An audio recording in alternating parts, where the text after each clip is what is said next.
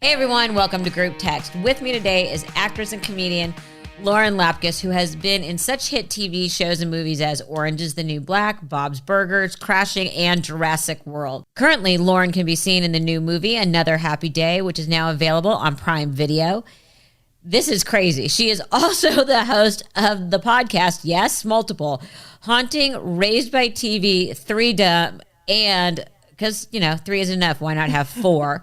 With special guest Lauren Lapkus, which is debuted at #1 in the comedy section of iTunes. And this is huge. Was listed as a top podcaster by Time Magazine. Well, that's very very fancy. Now that she has listened long enough to her many accolades, please welcome Lauren. Hi, Lauren. Hi. Thank you for having me. Okay, so happy to be here. So much to discuss. Yes.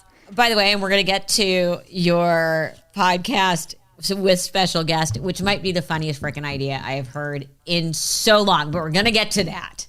Great. Because we're going to talk about the movie first. Awesome. Another Happy Day. I've seen it. I'm not going to say that the title gives it away. Thank you for watching.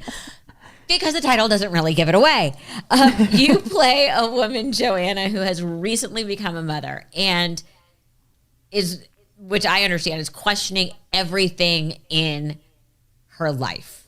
How did you get involved in this project? Oh my gosh. Well, it was a long process. We so the writer director Nora Pfeiffer, who is so supremely talented, we actually went to high school together back in the day, and she reached out in, I think, 2018 with this script, and I just loved it so much. And I hadn't had kids yet, but I just thought her writing was so amazing, and I was really into it. And, you know, it's a low-budget indie. It took a long time to get made, and by the time it was actually getting made, I had a child and connected with it so much more. And I was so excited to get to do this because, you know, I loved it before having a kid, but I think having a kid helped me really see what this experience was like firsthand. Mm. I didn't have postpartum depression, thankfully, but I also think that it's a very often missed thing, and maybe I had some level of it. I mean, it certainly isn't an easy time in life, so I definitely struggled. Well, and what's interesting that you just brought something up is because the movie really does explore Joanna's relationships with different people in her life, and her husband, her mother, her coworkers, her friends, and now knowing that you had your first, because you have 2 now, right? Yeah. Your first daughter. Yes. When you agreed to do the movie, and yet you didn't have a child then, but then you came into the actual filming of the project as a mom. Did it make you go back and reread the script so completely differently? Yes, I definitely connected to it in a totally different way. And I also think as an actor, I'm very grateful that I had the life experience to go along with it, because I'm more of a comedian, and doing the sort of crying stuff is hard. But I think with, after you have a kid, you can cry a lot more easily. It's kind of like right there all the time, especially those early years. It's all I know so far. So, yeah. No, I can think of something and go off tailspinning into some random thought, and suddenly you're like sobbing hysterically, and it makes no sense to anyone. The film is a very heavy topic. Yeah. Yet you and Nora found the funny, but it's not like you're not making like yuck jokes out of the whole thing. That was a tough needle to thread on this topic. Yeah, I agree. I mean, it's, so much of what the humor comes from is the absurdities of that time, just things that in the moment you're not going to laugh about, but later you're like, oh God, that was so crazy how I was acting or what I did or whatever. And so that's really where the comedy lies. It's not slapstick like you're saying, but they're, just those little nuanced moments that are, funny from the outside or funny in retrospect. And it is a delicate dance. I think one thing that that does work for me coming into this is that because my background is comedy, I kind of naturally skew that way. So like it balances the heavy stuff a little bit. But yeah, it definitely goes there too. I think the writing is, so great, and she did such a great job telling that story and allowing for there to be room for it to be funny, but also get those real feelings in there too. You brought up something interesting, which is you come out of comedy, and I noticed this during the movie. Nora, as the director, must have forced you into it. there's these pauses and these silences that just sit there. And as someone like myself who has a funny brain, you want to crawl out of your skin because like, now. Yeah. Oh my God, totally. Now. And but how did you fight against that instinct? Because, we all hear that 1, 2, 3, 4, 5 speak. You know what I mean? Or whatever your timing is. And it's those, and I'm like, oh my God, how is she sitting there through these silences? I know. That was hard for me because, my instinct is to make jokes when I'm uncomfortable and for sure want to do that. I think her background is in theater, and the Marilyn Dodds-Frank, who is my co-star who plays my aunt in the movie, she's so incredible. Has a theater background as well.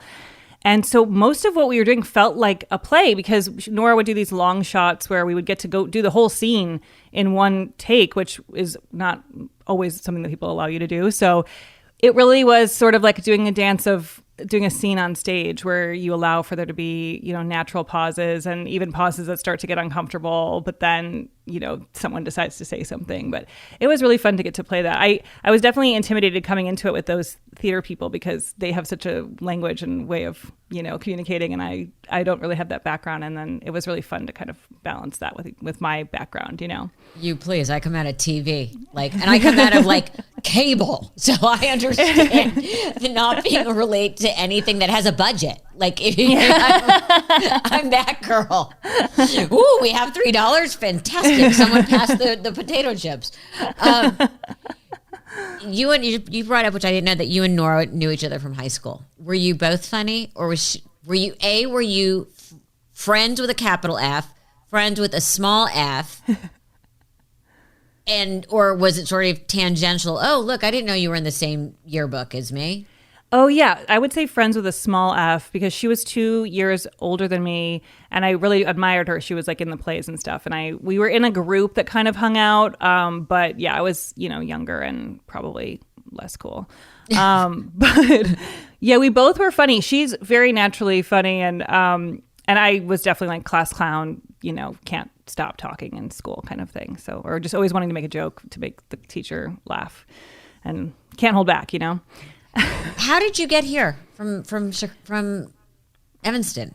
Yeah, I moved to New York right after college. I went to DePaul in Chicago, and I moved to New York for a little over a year. And I was doing all improv stuff in Chicago. I started in high school at Improv Olympic and stayed in Chicago to keep doing that because I loved it so much. And then I went to New York and did Upright Citizens Brigade and got into that world over there. And came out to LA 15 months later. My New York time was so crazy. I lived in 3 apartments within 15 months. I was constantly making friends carry my furniture down the street. It was too insane. But I loved being able to get the chance to live there. But yeah, then I came out to LA in 2010 and pretty soon started auditioning for commercials. And I did a Snickers commercial with Joe Pesci and Don Rickles, which was really, really cool. I remember that commercial. Yeah, it was a fun one. It was crazy. And then I got cast on a show that Chelsea Handler was making for NBC called Are You There, Chelsea? And that was my first TV job, and it got picked up. So it was all one of those things where you're looking back, I'm that doesn't even happen. We don't even have pilot season anymore. Nothing is normal. It's all new, but trying to catch up with just self-taping everything now and living in my own void. It's hard. Yeah, it does suck. So in the movie, though, again, and it's between you and Nora and your co-star, who is Marilyn's amazing. She's so amazing in this, and we'll get to her in a minute. But she's jaw dropping. I agree. One of the things that you address, which sort of comes through the whole movie, is Joanna says things like, which we all know, any moron can have a baby. Gee, thank you. And then we start asking, why is something so normal so hard? Yeah. And as a parent, when did that hit you? I remember with Cooper, I remember thinking, oh my God, thank God I am in a place in my life that I can afford help. Yeah. Because I would have, everyone's like, it's so hard. I'm like, well, I'm having fun because I can take my baby to work. You know what I mean? Yeah, it's so great. Yeah, it's special. Did you, what was the big moment for you? Because you've had 2 now, so you compare, contrast, that you thought, Don't shake the baby. Yeah. I mean, my first kid, it was still like really pandemic-y times. It was 2021. And I think also I had a feeling of like really wanting to do everything myself. I didn't really want to hire someone. And so we didn't. And I mean, it was hard. It's definitely a hard thing to juggle, and you're going nonstop all day, every day. I was very, very tired. And I think my body like took such a long time to recover because I kind of just forced myself to like go as much as I could. I didn't realize I was doing it, but it's kind of my natural way in life. And so I think I just sort of attacked that the same way. But then I felt like, oh my God, it's like been like 8 months and my whole body feels like I got hit by a train, and that doesn't seem good. And then, I mean, I went to pelvic floor therapy, which, by the way, I just want to say in case anyone out there is like feeling this way, it's like life-changing, but I didn't know about that until I was like months in, and then my friend mentioned it, and I was like, oh my God. And then my body did start to feel a lot better. But yeah, I think it was, now you've had two. Yeah. Can you run a 5K again? You know what? I don't know if I ever could do that, but I don't pee when I laugh. I have been working on all this stuff and trying to be on top of it this time. I rested much more this time. I took care of myself. I exercised, all things that I didn't really prioritize last time. So it did make a huge difference. But yeah, I mean, I certainly had moments where I was like at the end of my rope and just like crying suddenly. And, you know, it's hard. It's hard. You could only like do so much as one person. It's really, I mean, it's very hard. We just hired a nanny now. So with my second, it became like obvious that I needed somebody to help me. And that has been amazing. It's been a couple weeks and it's been like the best ever. I'm able to like do things. So yeah. Well, how about take a nap? That's always a good one. That is great too. And I would love to do more of that. And yeah, just sit and not have to think about something for a minute. Well, I'm thrilled that you can laugh and not pee anymore. Have you tried sneezing or coughing really, really hard? Like you're going to choke coughing. I don't know if I've had that experience yet. I'll have to let you know. Yeah, please do share. How it goes. It's stream it on Instagram. So Miriam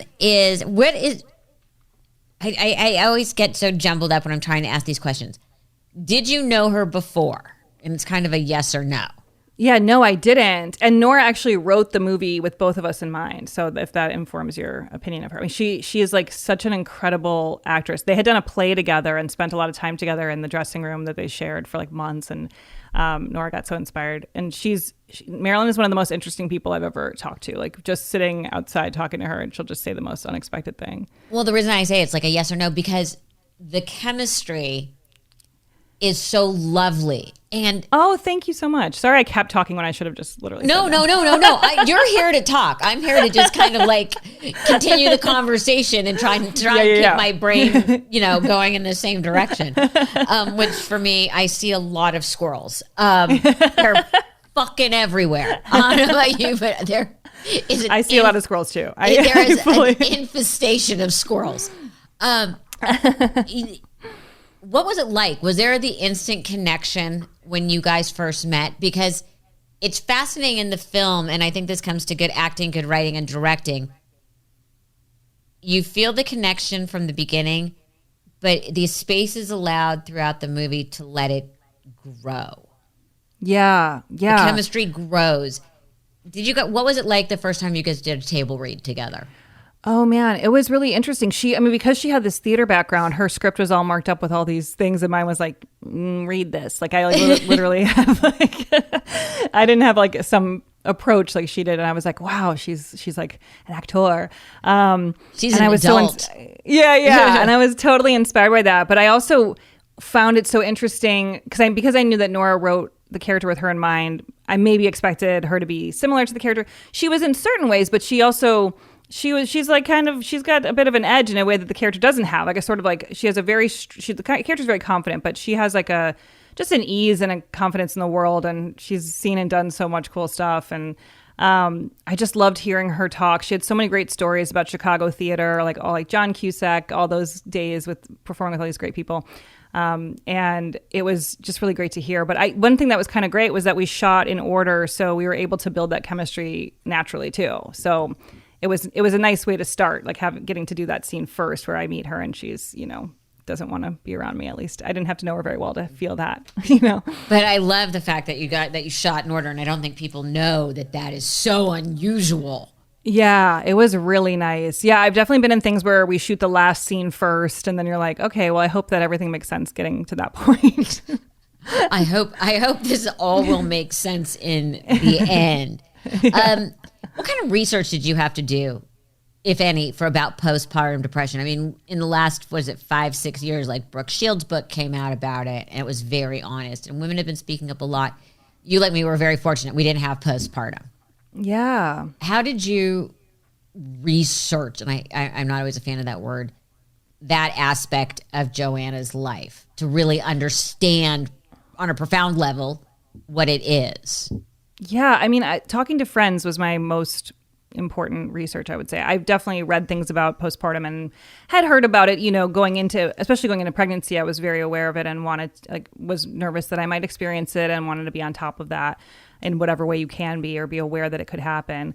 But yeah, I had a couple of friends who experienced it who told me about their experiences. And I think for the people that I spoke to specifically, because I'm sure it can manifest in many, many different ways. But for my friend specifically, who I'm thinking right now, she was very lonely and felt like she was completely alone, even when she wasn't alone, and that it was all on her, even when it wasn't. Just the sort of illogical thoughts that can get in your head. And one thing I think is so interesting is like when you have a baby, the doctor, the pediatrician has you like answer how you're doing on like a piece of paper where like there's like 5 questions where you rank your emotions and stuff. And even like the times when I put it, like I would like maybe put like I'm a 4 out of 5 or something. It's like, well, a little bit. The questions are like, do you blame yourself a lot, or do you worry a lot more than you normally do? Can you still laugh at things like you used to? Or, it's a lot of questions like that are kind of vague, but I guess if I'm really tired and I don't really have any time to myself, I'm not really laughing a lot. I'm not really like, and yes, I am worried because I've never had a baby and I have to like make sure that she's okay.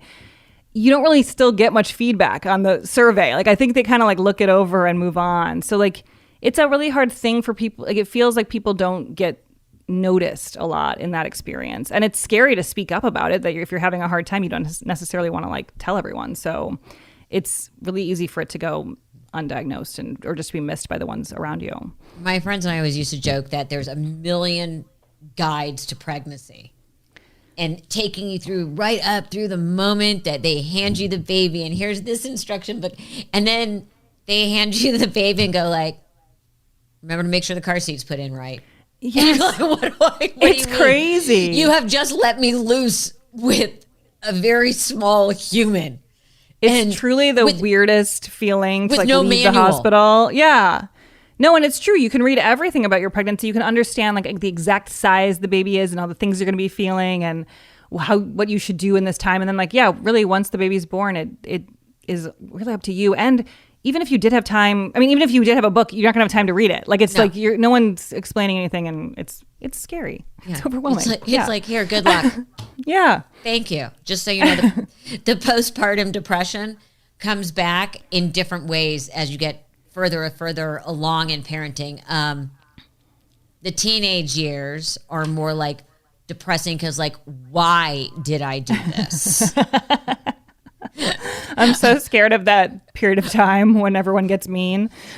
What did I do to deserve this?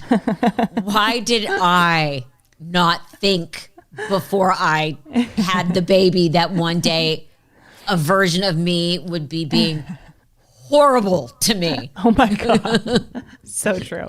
And then they move out and they leave for school, and you're like, they've taken my arm, they've taken my life away from me. So I can cry about just thinking about that any day of the week. Like Please. My daughter's 3 and I'm like, sometimes she'll be like, I'm a big girl and then I'm gonna go to a big school, and I'm like, yeah, I can't. You're gonna go to a big school. As I used to say to my son, I want to make sure he is healthy and wonderful and just fucked up enough to never want to leave mommy. Yes. I want you to be such a great person who just loves to hang out at home. Like, yeah. I just want him to be independent and healthy and successful and wonderful. But maybe just no one should ever be more important in his life than his mother. Yeah, I got no problem with that. I should always be the first call. Yes. I hope that for you. And I hope I hope your wife likes how I decorate things since you guys have been moving in with me. It's all good. It's all good. I got no problem. I'll redo the room. His childhood bedroom. Yeah. We've gone from like the full to the queen. You know what I mean? It's very generous. Yeah. It is. I think so too. Remember, make sure your windows shut before I set the alarms. You know, that's what always is now. It's like, do you want me to set the alarm or are you going to set the alarm? So it's a movie that stays with you. But you have done, and I've got the list here, sketch, stand-up, improv, podcaster, writing somewhere falls into all that. And I always hate when people ask me this question, if you could only do one. Wow. Oh my gosh. Well, I guess it's hard. It's a very hard question, but I guess I would say acting. I have so much fun acting and love to perform with other people. And that's why I love improv so much, because it's such a group experience. But with acting, you get to incorporate the improv. So I feel like that kind of encompasses everything, and writing too. You get to weave in a little bit of it all. But yeah, I think that's what I would pick. But one thing that I'm grateful for is that I can wear a lot of hats, because I feel like in this moment in time with all the strikes we've been having and all the crazy things going on, it's been nice to be able to have other modes of expressing myself / making money. Okay, let's talk about your multiple podcasts. Okay. Yes. People do one. Ooh, let's spin off into two. But 4 fucking podcasts? Okay, I only have 3 currently, but that makes it better. It's so many. It's so many. Do you know how many times I'm going like, why do I have so many podcasts? I don't know why I have so many podcasts. It's a world that, it just keeps, they just spawn. They just keep making more. I started like out doing podcasts in, I want to say like 2012 or something, like when nobody was doing them really. And it felt like, when you say you have a podcast, people are like, what is that? It wasn't as common. Now literally everyone has one and it's great, which is nice because people are very aware of it and they find all sorts of things that are so specific to their interests. But yeah, I started out like guesting on podcasts, and then my first podcast was with special guest Lauren Lapkus, the one you mentioned. And the premise is that I'm the guest and the guest is the host. So they come in with what they want the show to be called, what they want their character to be, what they want my character to be, what my whole like job name, whatever information they want to give me. And then they just start the show and introduce me, and then I get to be a new character every time, and it's so fun. It's the best because it requires zero preparation on my end, which I love. I was going to say, you don't have to do any of the work. But then on the show, I have to do work because I have to keep all the balls in the air and keep it going. But yeah, how do you convince people? Because that's a lot of prep work. How do you convince people to do it? And who do you and who has done it? Improvisers love to do it because it's an opportunity to play a character for an extended period of time, which we don't always get to do. And so, I've had a ton of amazing guests. I mean, I can't even think of anyone, of course, right now as I'm trying to talk to you, but it's people who do improv and do comedy love to kind of come in with it. And they don't have to prepare too much. It's literally just like title of the show, kind of the premise of what they want to do. But some people do prepare more. Like I have a friend, Susie Barrett, who's like an amazing comedian. And our whole theme was crosswords. And she had created these crosswords. She's like amazing at puzzles. And in real life, she creates like treasure hunts and like big games for people to play that involve like running around the city, like scavenger hunts and stuff. And she's really smart in that way. But I don't think like that at all. So I love doing something like that where I'm put on the spot. It's really fun because some people come in with much more detailed things and some people come in with just a grain of an idea. And then we work together to find what it's going to be. And it's, 45 minutes to an hour of improv. And it's just a blast. I think like, for me, I really enjoy the element of surprise with that and having to just think on my feet and find it and then keep it going. Okay, so that one is still going? So no, I have Newcomers right now, which is one you didn't mention, which I feel sick saying because it's way too many. It's too many. So wait, let me just make sure I have this right. We're at a grand total of 5, only 3 going simultaneously. Yes, okay. You got it right. Please continue. I have Newcomers, which I host with Nicole Byer, who's a hysterical comedian. She's on, you know her. And we watch things we've never seen that are very popular. So we watched all of Star Wars and talk about it. And we watched all of Lord of the Rings. And how could you have never seen Star Wars? We're living under a rock. Every season, people are like, how have you not seen the thing that we're talking? It's crazy. We just did sports and we hadn't seen like Rocky, Karate Kid. There's like so many movies that we just haven't seen. It's weird. We watch a lot of reality TV, which is, What's your favorite reality TV show? Oh my God, so many. I mean, right now, I'm really into The Golden Bachelorette right now. Are you watching? I am watching. I watched The Golden Bachelor. My dirty little secret is Below Deck. Okay, everyone likes Below Deck and I don't watch it, but I feel like I need to because people love it. And there's 3 different iterations all on for multiple seasons. 4 different iterations. That's where I get confused about where to start. Like, I always say start with the original. Okay. Season 1, episode 1. Wow. Okay. I think you start with the original, get about halfway through, and then start version 2, which would be Med. And get about halfway through, then you've got 2 going. You can keep them apart. Then you bring in Sailing Yacht, which is 3rd, which the new season just premiered. Wow. Then if you're up for something maybe a little more spicy, you can go to Down Under. Oh, okay. Is spicy because they all hook up more, or what are we talking? That's the one where, I don't know if you read about, but like the hot captain is Captain Jason. So that's like the hot captain. But, I say start with the original. Okay, great. I'll have to check it out. I can't, there was a point where I just had to draw the line, when you just watch so many shows, like I couldn't bring in Vanderpump Rules because I was watching all the Real Housewives and I just was like, I can't right now, but everyone loves Vanderpump. And then I felt like I missed all the drama. Yeah. I've had trouble with Vanderpump. I think with the Real Housewives for a long time, I was a purist. Yeah. And with Orange County. I love Orange County. Yeah. And then I started to do a little bit of Beverly Hills, but then you go to New York or New Jersey for the drama. With me, it's a little cut and paste. Yeah. I feel that. Where I'm a purist. Yeah. With Below Deck. Okay. I like this. This is a really good endorsement. I share this. Okay, so you got that one. We got Newcomers, yes. And then Threedom is a podcast I host with comedians Scott Aukerman and Paul F. Tompkins. And we just tell stories from our lives and we play a game at the end. But there's lots of like inside jokes just been building over the years. And people get really into all our stupid jokes. That it's very fun it's a Reddit thread I don't mind looking at where people talk about their favorite jokes of the episodes because at least I can relive them and laugh. But usually no one's mean, and I prefer when that happens. I don't like to see mean things about myself. It's always who does? It's a downer, then I'm like, why am I looking at this? Because it allows for these things to happen. And then my other podcast, Haunting, is a podcast I host where I play a dead influencer named Teresa. Who is wanting to cross over, but she can't cross over until she gets verified. So it's half scripted, half real ghost stories. So people call in and like tell their true ghost stories, and it's spooky and funny. So you get a mixture. It's something for everybody. Okay, how did you come? I gotta ask, how did you come up with a dead influencer? And by the way, I just had to stop myself because there are so many jokes right there. And I feel like I will just be walking into a trap if I say anything other than dead influencer.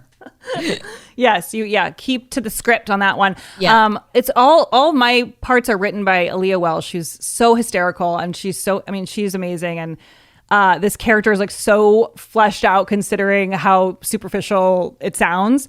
She's got a lot going on. So it's half scripted, half unscripted. So the true ghost stories really run the gamut of being very scary. Some of them are maybe more emotional. Like there's one with someone connecting with a loved one from the other side, but also a lot of them are just things that kind of freak me out. I don't know. Do you believe in ghosts?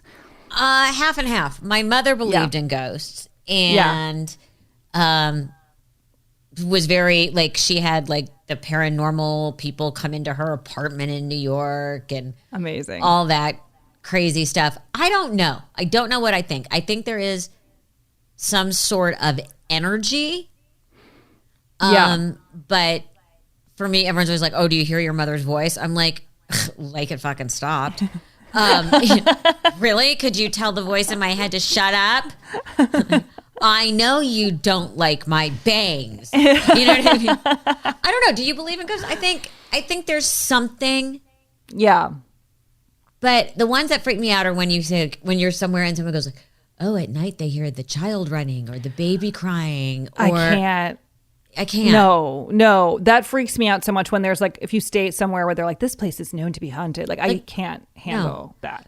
But no, I believe to a certain extent. I think I always tell myself like, I don't believe, like as I'm listening to something and getting scared, I'm like, it's not real. But then because I have to tell myself that, I feel like I do believe that it's real, at my core level. Like I'm like, something in me is afraid. But I think like there's another side. And I think that, something does happen after you die and that there's a way of communicating with people who've passed. And I like to believe that makes me feel comforted. So that's also maybe why I believe that. But it seems like limiting to think that nothing happens, My mother was completely like a scaredy cat. Hugely so. So she and one of her very good friends were on this very fancy walking tour of like the castles of Scotland. Walking meant they would walk a little, the car would follow them, get in, they would drive to a nice lunch, maybe walk a little more. And there was one place they stayed, and this was one of my mom's big society friends. They were all muy elegante, as I like to say. They were both so freaked out, they slept in a bed together. Oh my God. With all the lights on. These two I would get scared in that when you're someplace really old like that, like it feels so much closer to you. I don't know. Even though I guess a ghost could be anywhere, but yeah, it feels more real. Yeah, 100%.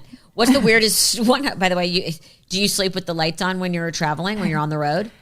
No, I don't. But I like to put on an eye mask, because I feel like if I'm aware of the room, I can be more creeped out. But if I have an eye mask on, I'm just like, nothing's there and I'm fine and I'm just in my own world. But for all the years my mom spent touring and my family spent life on the road and I spent life on the road as an adult, my mother had to sleep in a hotel with all of her lights on and the TV on. Granted, she did that at home too, which was kind of weird. But I think that's just because what she got used to. Yeah. And I have to have the bathroom light on. Okay. Like a little night light. Well, also I'm very, very clumsy. So if I get up, I will come out injured. Oh my God. Well, I'm sharing a room with my baby now and we have like blackout windows completely at this point. And I hurt myself every night, like walking into my bed, like just walking in pitch black and trying to find the crib and find her. And it's all very ridiculous. So dare I ask what's next? Because I'm a little afraid that you're going to say I'm doing another podcast. I hope to have more acting jobs right now. Well, another happy day is it's a hell of a calling I'm chord. so happy. I'm so happy with that. And I just, I had a couple recurring things that just occurred that are going to come out later. I don't know if I can say. I have a job for the new year that I don't think I can announce yet that I'm very excited about. So I'm so happy that it feels like, the strike is over and jobs are returning and life is returning to LA in some form. Feels good. Well, this has been such a pleasure for me. And the movie, which I was just like, postpartum depression, was amazing. Thank you so much. I really appreciate you. It's not a date night movie. No, it's not. I would know. Not going to get you in the mood, but I appreciate you watching that so much. Thank you. And you asked such thoughtful questions. You have so much on your way. It's fantastic. Thank you. Thank you so much. So much. Thanks, Melissa.